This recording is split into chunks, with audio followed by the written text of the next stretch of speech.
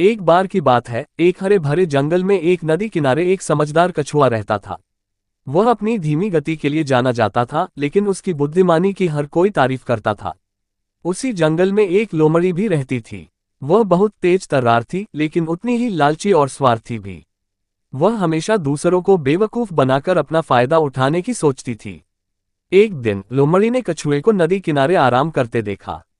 उसने सोचा, ये कछुआ तो बड़ा आलसी और धीमा है, इसे बेवकूफ बनाकर मजा आता है। लोमड़ी ने मुस्कुराते हुए कहा, अरे कछुआ भाई, तुम कितने धीमे हो। अगर मैं चाहूं तो तुम्हें कुछ ही मिनटों में पकड़ सकती हूं।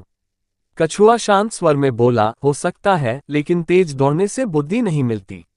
लोमड़ी ने उसकी बात का मजाक उड़ाते हुए कहा, तुम्हारी बात सुनकर लगता है कि तुम मुझसे तेज दौड़ सकते हो। क्यों न हम एक दौड़ लगाएं? कछुआ मुस्कुराया और बोला, ठीक है, लेकिन दौड़ नदी के पार तक होगी। जो पहले नदी पार करेगा वही विजेता होगा। लोमड़ी ने खुशी से यह चुनौती स्वीकार कर ली। अगले दिन कछुआ और लोमड़ी नदी किनारे पहुंचे। दौड़ शुरू होते ही लोमड़ी नदी के पास आए और जोर से कूदकर तैरने लगी। लेकिन उसकी पानी में तैरने की आदत नहीं थी, इसलिए जल्दी ही थक गई। कछुआ आराम से अपने खोल में समा गया और धीरे धीरे नदी में तैरता रहा।